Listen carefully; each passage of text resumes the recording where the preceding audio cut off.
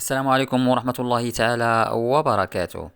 أشاد المدرب السابق للمنتخب الإسباني لكرة القدم لويس إنريكي بالنجم المغربي سفيان أمرابط، مؤكدا أنه أكثر لاعب أثار إعجابه في كأس العالم قطر 2022. وقال إنريكي في بث مباشر على أثويتش إن المنتخب المغربي يتوفر على لاعبين جيدين، بيد أن أمرابط يبقى لاعبا مبهرا بالأداء الذي يقدمه، مصرحا باللاعب الأكثر إثارة للإعجاب في كأس العالم هو أمرابط، لاعب مونديال خيالي.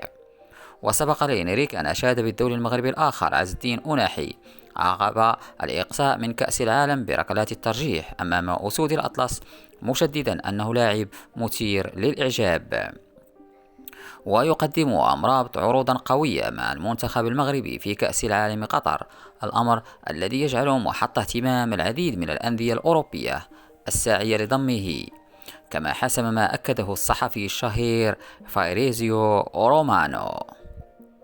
إذا حظ موفق للمنتخب المغربي ولأسوده في المقابلة الترتيب يوم السبت إن شاء الله على الساعة 8 ضد منتخب كرواتيا.